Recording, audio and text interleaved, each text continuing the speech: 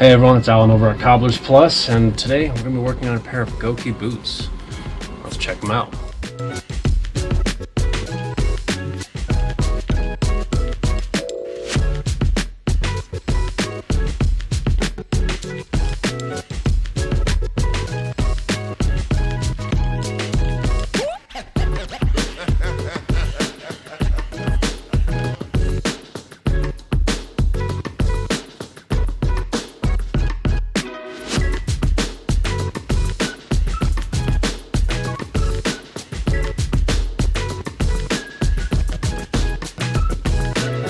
So thank you for joining us, and like I mentioned, we're going to be working on these Gokey Boots here.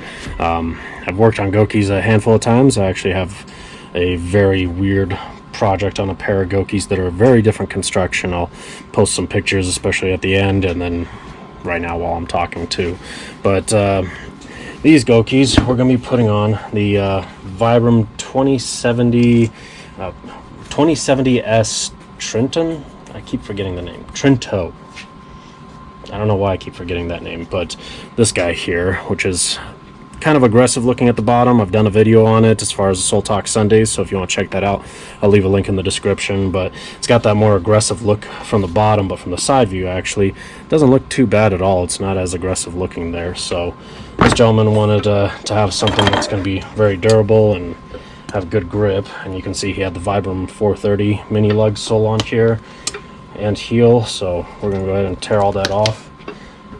Previous cobbler had resoled them before, you can definitely tell, and surprisingly they actually did a pretty decent job on these guys considering some of the stuff I've seen come through here. But we're going to go ahead and get these all taken apart.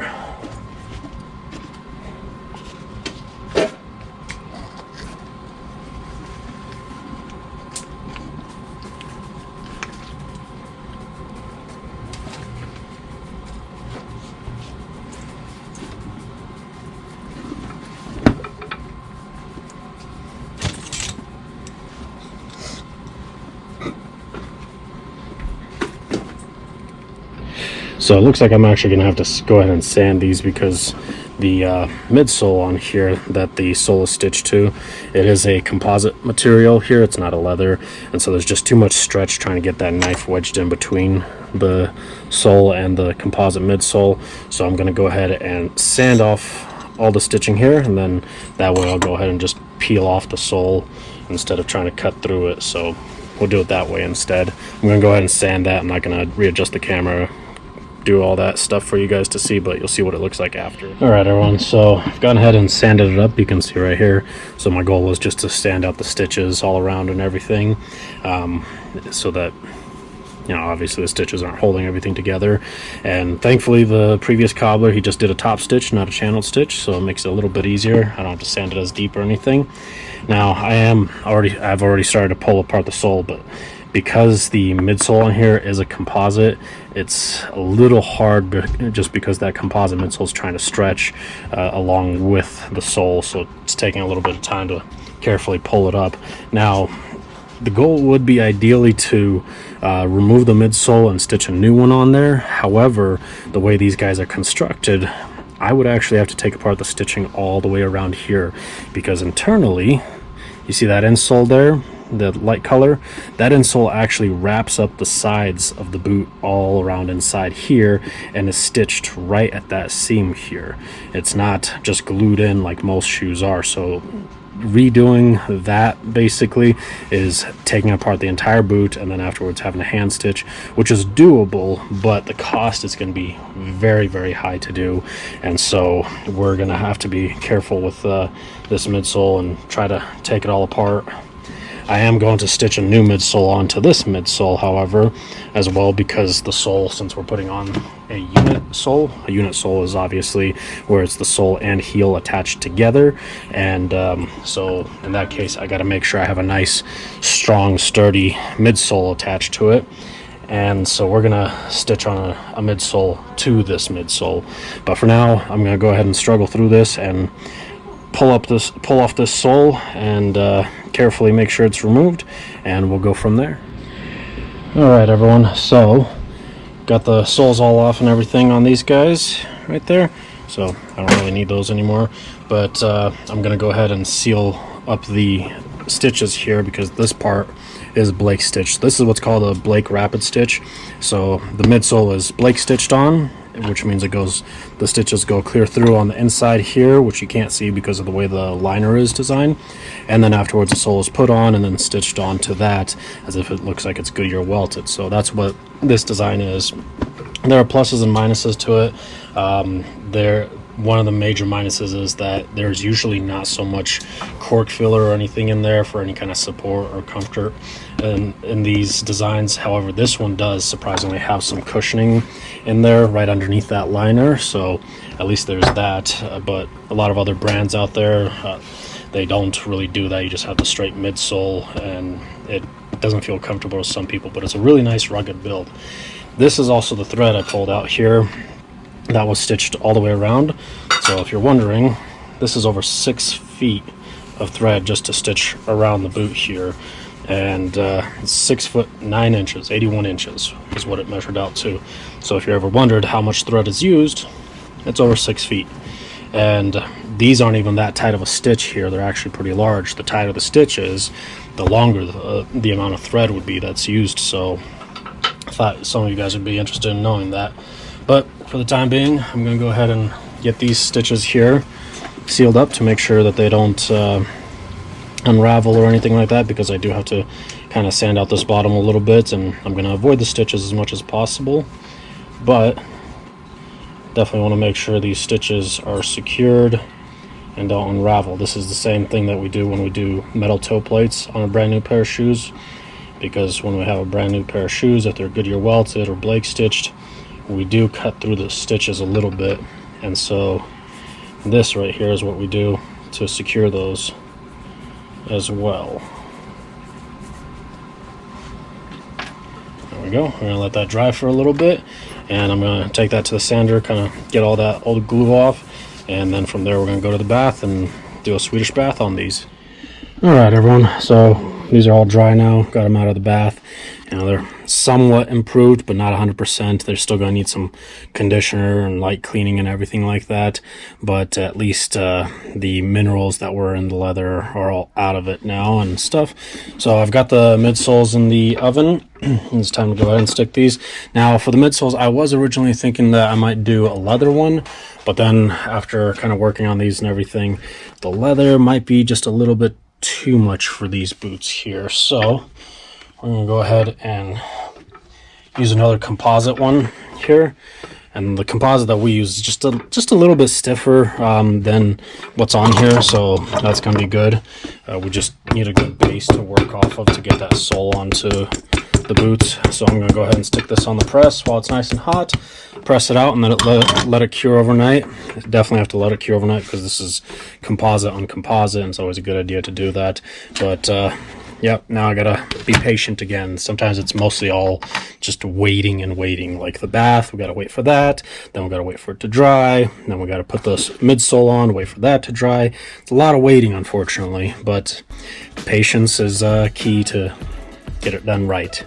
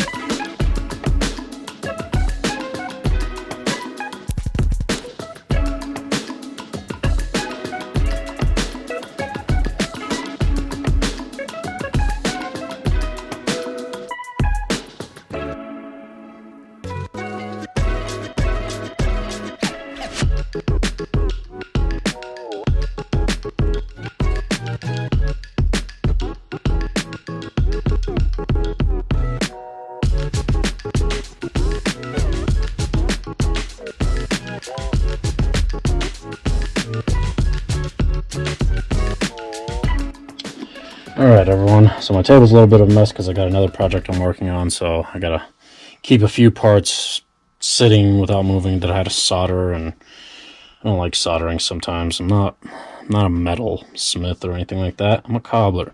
but sometimes I gotta do a little soldering every now and then. Anyway, so we've got everything stitched up nicely all around, but I wanted to show this real quick. So a lot of soles actually from Vibram come like this here. See how shiny it is? It's smooth. Sometimes they even put a little bit of an oil on them so that they don't stick. Sometimes you get a little bit of other stuff on there. It's like a, well, this one doesn't have it, but some I've come across almost like a powdery substance that they may put on. But that's from like other brands, not so much Vibram. But we have to sand it up. See how this one's not all shiny and everything? Because this one got sanded up. This one hasn't yet. I just want to point that out. I've actually seen some cobblers that actually attempt to glue just like that. But this is kind of a good example of there is, you know, things that you have to do to prep the soles all the time, and they don't come from the factory all ready to go. If you've watched some of the videos where I do the red bottom soles like these guys here, they are a different type of compound and they come with like a primer on them already. However, I've had some issues with them lately where there's like some areas that they kind of miss putting that primer on and stuff, and so I have to put my own on there to make sure I get every surface area, because I don't want things unstuck coming on unglued on me, especially like right over here. That is a very common area that I see. So different soles have different adhesives, different primers, different combination of adhesives, different combinations of primers, adhesives. Some you got to heat up, some you got to stick right away.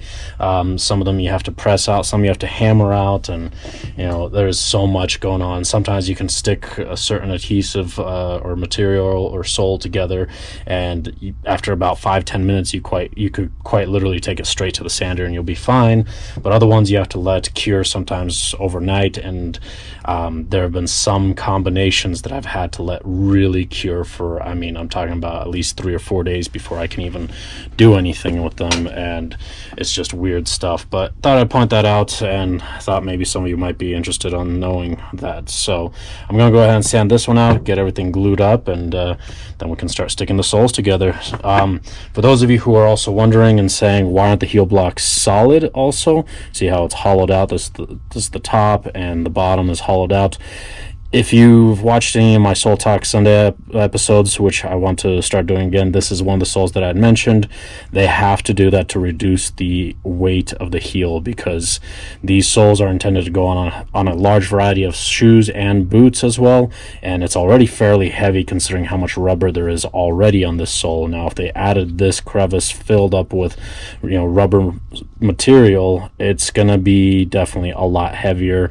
And the other dilemma is, a lot of people have a habit of taking their boots and shoes off, using their foot to push down, and sometimes you kind of slip off the back lip right here, and you shouldn't do that anyways. You should either use your hands to pull off the boots or shoes, or use a boot jack, which will hug everything nicer with a good distribution of pressure on the back of the heel. But if this was solid rubber and you kind of slipped up on it and you forcefully pulled it down, it's just actually easier because there's added weight to the heel to pull that all off. So that's just a few things I want to point out about the soles in general, and almost all soles are like that, whether it's a Vibram, Soltec, GTO, just about any brand. If it's a solid rubber, that's what they do. Some companies even do that with crepe material, which is much softer and lighter weight, but not all the time. And even some of the heels too, if they're just a heel on its own without the rest of the sole, if it's a thick one, they do the exact same thing. And it's not just to try to save on the rubber or something. It's got a purpose to it as well. And this also kind of helps with a lot of your pressure goes into the heel, and it helps reduce a little bit of that pressure to it's not something that they talk about, but considering that fact from an orthopedic standpoint, that helps reduce at least a little bit of pressure. So I wanted to point those things out. So I'm going to go ahead and get everything taken care of, and we'll see you back.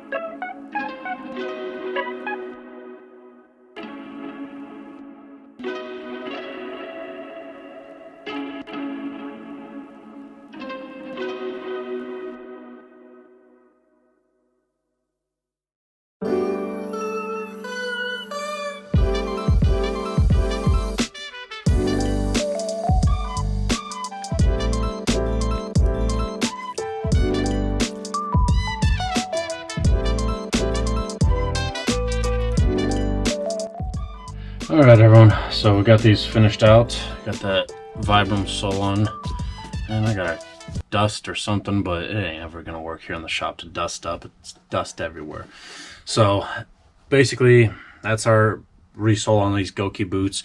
Now, obviously, if you were, say, to send them off to Gokey to get a full recrafting, they would have to take off the top and, you know, redo the whole thing. It's quite a bit of work, or us as well, you know. If you go through Gokey for actual full recraft, a little piece of hair there, for a full recraft, through us it's going to be more, because there's going to be things that we're going to have to, you know, do by hand, where at Gokey they would probably have already, you know, all the machinery and everything set up to do those particular tasks.